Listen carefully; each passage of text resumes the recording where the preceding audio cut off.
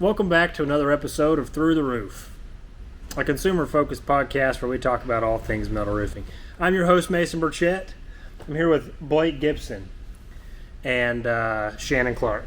This is the most awkward intro I've ever done in my history of podcasting, but we got it out there, and this is who we all are. Blake's the partner and office manager here at True Metal Supply. That's right. And chief estimator extraordinaire. Oh, yeah. Part-time forklift operator. What else do you do? That's about it. That's actually a little more. Okay. Shannon is our marketing manager. Part-time forklift operator. I don't do that. But we got a nice little episode lined up for you today. We're going to talk about storm damage and how to protect your roof from storm damage. So we're in East Tennessee right now, Knoxville, Tennessee, and we've recently encountered a lot of storms, Blake. Some pretty severe storms that have really awoken the roofing industry here in East Tennessee. A lot of shingles laying out in people's yards.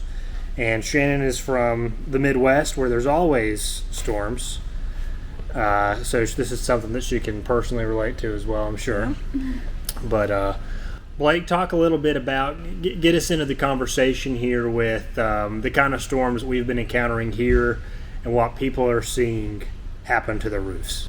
Yeah, I mean, you can actually look it up. I mean, there's a study showing how tornadoes, how frequently that they are happening in our area. It's something that we're really not used to here. I've been born and raised here in Tennessee, southeast Tennessee, and it seems like we're getting more and more frequent tornado threats than we probably ever have, and turns to find out that's actually true. That's actually exactly what's happening. And so we're having a lot more wind damage than really we've been used to. I've been in this industry for quite a few years, and I know likewise for you guys, and we're getting a lot more wind damage, which is pretty good for if you're in the metal roofing industry.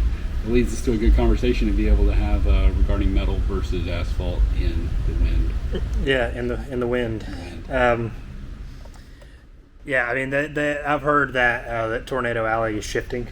Yep. Yeah, I think that we had a tornado here last week. It was an EF2, which is the strongest one that Knox County's seen in a while. We had that big EF4 or whatever it was in Bradley County a couple years ago. So, yeah, wind damage. I remember we were in here in the shop last week. Always. And everybody's phones started lighting up, and it was like 80 mile per hour gusts. Yeah, I mean, duck and cover. There's actually a guy in my neighborhood who bought a tornado siren just because our neighborhood's so large in Powell, but he's just running up and down the street. He is, man. He's just ringing that thing. But honestly, it's just because there's so many threats that we're having now. It seems like every time there's a storm, it's a severe storm, and every time there's a severe storm, there's almost inevitably a tornado warning with it. Yeah, and I mean, obviously tornadoes are a threat to your roof and plenty of other things.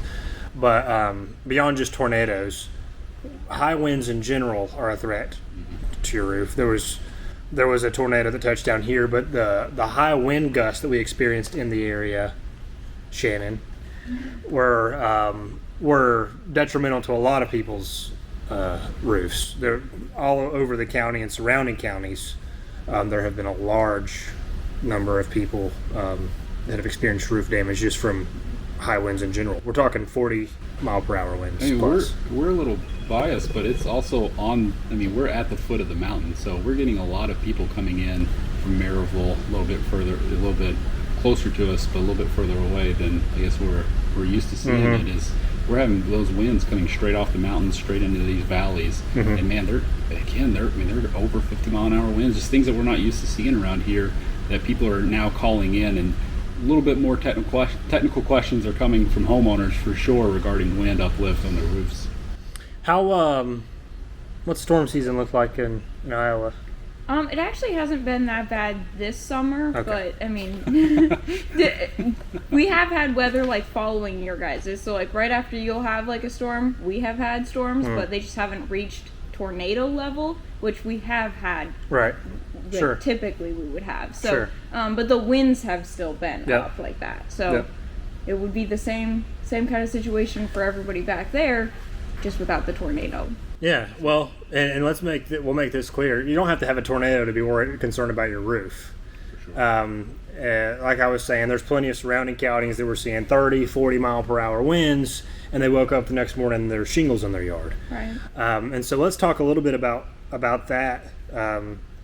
And Blake, you we don't like to spread this around, but you actually hail from the shingle industry back in the day. Hail from the shingle. Yeah, that was a little pun. Yeah, I like to get that. Okay.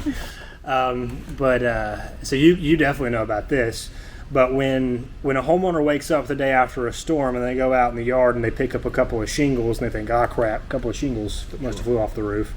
And they throw those in the trash. Maybe they don't think anything else about it. But what is the threat to the roof at that point when you've started picking up some shingles out of the yard? Yeah, I mean, it's a huge compromise to your structure of your home, honestly, because you're opening up gaps in your roof that aren't waterproofed anymore. I mean, I can tell you right now, we just bought our home a few years ago and had a few years left on the asphalt shingles, and now it seems like every time it storms and I come home, I'm automatically looking in my yard to see if there's any shingles there, because they do break apart differently. They're not a seamless structure, if you will. So if a piece comes out, that's pretty common. You can have a missing piece here or there, and a few things happen with that, and I can speak from experience. Either A, you've probably had your shingle roof quite a few years, let's just say you've had it, and then you have to try to match that shingle, and shingles fade too, believe it or not, and it never is going to be a perfect match. You're going to have these spots on your roof, so aesthetically there's going to be a challenge there as well.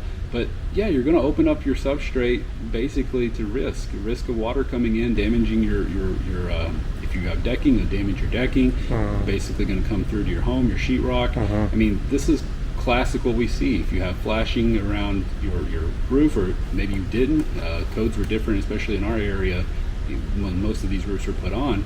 So you're going to have a lot of compromised areas when those shingles start coming off. And as water starts trickling down, water's a pretty free-based thing, man. It can go anywhere that it wants to find its way into your home.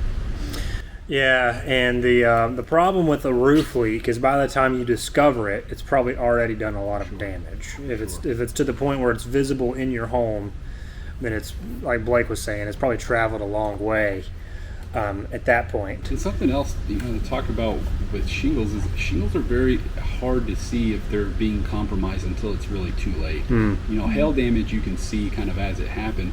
You really can't tell if those screws are backing, or if those nails are backing out until they really just come off. That's when you realize, oh, maybe my roof is in jeopardy.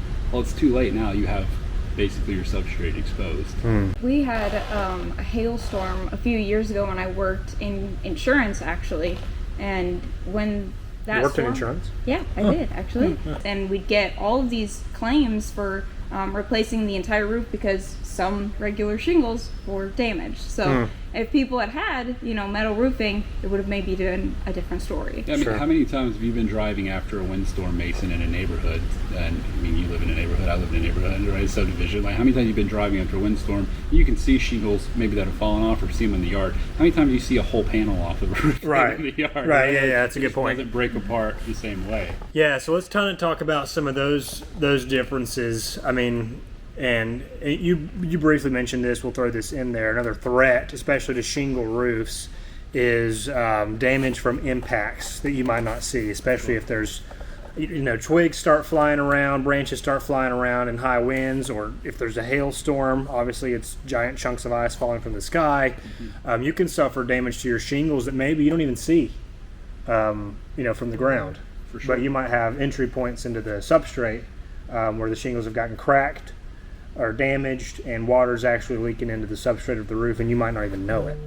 Yeah, I mean, for sure. There's a lot of things that go into asphalt shingles when you're talking about basically anything that's going to jeopardize the integrity of your structure. When it comes to asphalt shingles, you got to think there is kind of an aesthetic appeal to it that I don't think is coincidence when you think of it. Is it's kind of camouflaging any imperfections, right? So if there's a crack on there, most of the time it's going to look exactly like the rest of your roof, right? Unless you're an inspector or you're a roofer and you're walking around on your roof.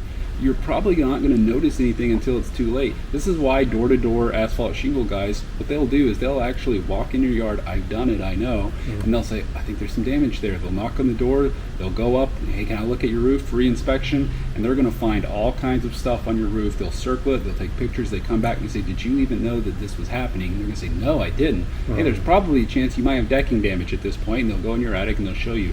That doesn't happen with metal roofing. Metal roofing, you're going to be able to see pretty clearly on your roof if there's an area that's jeopardized. Right. Yeah. Yeah. Well, now that we've properly disposed of shingles, I mean, shingles have their place, and it's in the landfill, right? Yeah, they're terrible. Yeah. But metal roofing really is the ultimate solution to protecting your home from storm damage. So let's talk about. We've isolated some of the threats that you face with traditional asphalt shingles, but metal roofing actually helps resolve a lot of those issues and prevents damage from your home. And so we talked about wind damage. Blake, how can a metal roof defend a home from wind damage? Yeah, and not to, again, in Mason's point, not to go back and seem like we're constantly kicking the competition, we're not. But there is a positive selling feature when you're talking about why asphalt does a few things and why metal does a few things, and that transitions pretty well into the next point there. A lot of things, and I can tell you from selling shingles, and if people are honest, they'll have to admit the same thing. A lot of things that asphalt companies have changed over the years to be more durable in the weather, to hit some of the warranties that they're eligible to hit, is because they're implementing things that metal roofing's been doing for years. Drip edge is one. Counter flashing, going around the chimney. Most of your asphalt shingles that are being newly constructed is using metal counter flashing around your chimneys, right? Metal valleys. Drip edge. So having things that protect the outskirts of your roof was probably your number one starter, as if you will, pun intended there. Hey! But it's probably going to be a good place to start when you're talking about the benefits of metal roofing. It's essentially going to conceal it. Right? So you're not going to have an exposed end that's basically waiting to get picked up by wind. You're going to have a piece of flashing there that's going to be able to conceal it. It's going to protect it from the weather. You have it on your sides, you have it on the top. And that's the kind of things that we're talking about. Metal's very precise. That's why a lot of people may be a little intimidated when they're getting into it and quoting it, is because there's a piece for everything, right? I was making a joke with someone the other day on a conference call. You know, when you're quoting asphalt shingles, you get to a valley, you just say, you know, especially if this was 10 years ago, you'd say, oh, let's throw a couple of extra squares there and we're fine. Right. You know, metal, you got to kind of know what you're doing. There's a piece that goes there. It's designed to operate there through these conditions. You know, same thing with your drip edge, same thing with your ridge cap, same thing with your rake trim, your flashing. So metal has a very precise system, and each piece is developed specifically to basically last the longevity of the roof. Yeah. Yeah, you know, when I think about shingles, especially in windstorms where you pick them up out of the yard, like you said, you don't really see it. You don't really go out and pick a panel up out of the yard. Sure, yeah. And the reason for that is metal roofing actually has the highest wind uplift rating of any roofing material on the planet. It has the best. It has the best approvals. This is why in coastal areas and hurricane zones and all of that, you see a large presence of metal roofing because it drastically outperforms any other roofing product out there when it comes to wind uplift.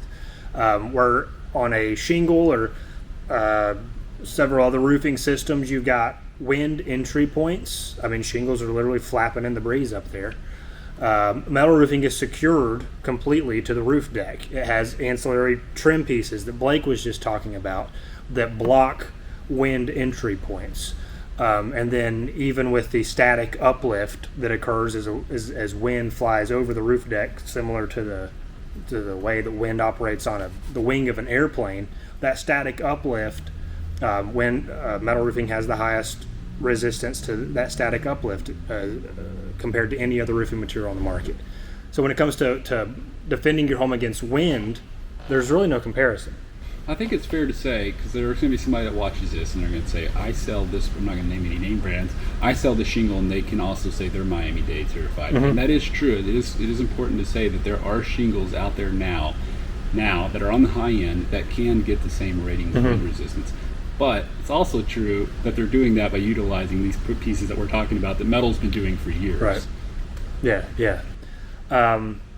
So that's kind of the issue. That's kind of the thing with wind resistance. The other thing we talked about was impact resistance. Shannon, talk to us a little bit about the way that metal can defend a home from impact resistance. Branches flying around, hail impacting it. Well, obviously metal is steel, right? So this is going to be a lot more heavy duty than an asphalt shingle. Mm-hmm. So when you're talking about protecting your home, do you want something that's going to bend, take warps, and things like that? Or are you going to want something like steel that's going to protect the actual home? So that's the number one way that it can protect. Yeah, I mean it is made out of steel, which you're putting a protective shell over the entire roof area.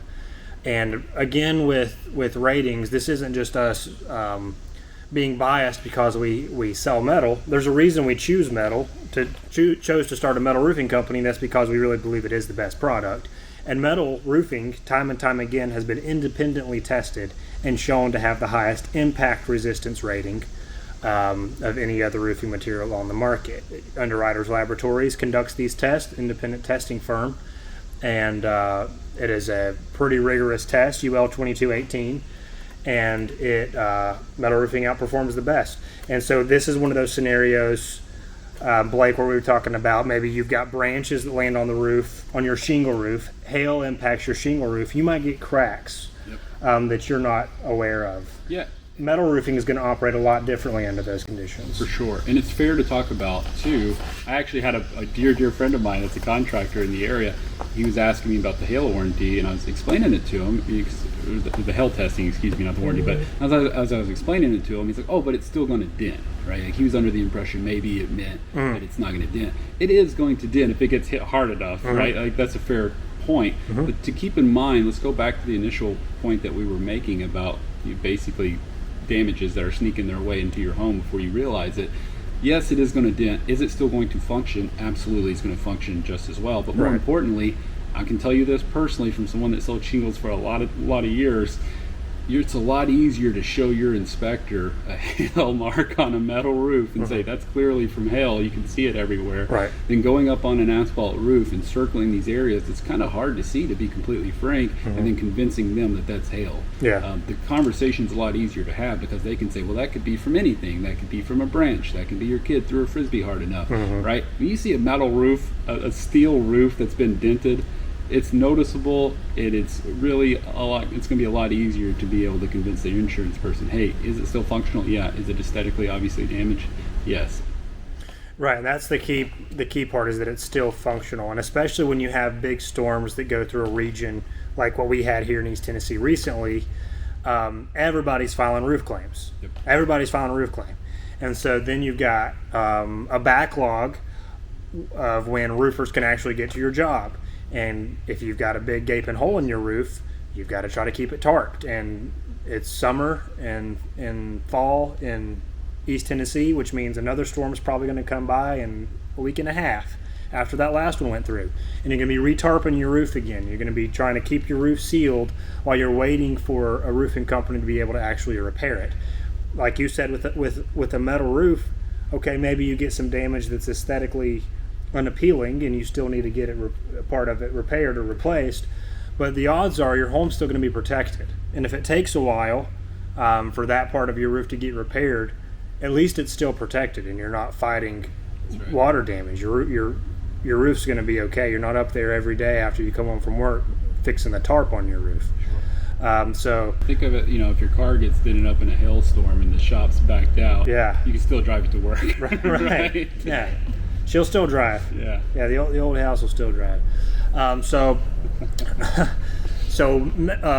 metal roofing, we truly believe, is a superior product to protect your home from storm damage, and that applies to all styles of metal roofing. Whether it be our tuff-rib panel, our through-fastened panel, our standing seam panel, our metal shingle systems, all of those are great systems that perform very similarly in these storm conditions. So if you're interested in learning more about how a metal roof could protect your home, and you want to learn more about maybe some of the testing that we were talking about, impact resistance, wind uplift ratings, we didn't even talk about fire. I don't know if that counts as a storm. But another area, we'll probably do a whole episode on that one day. Another area where metal outperforms the competition.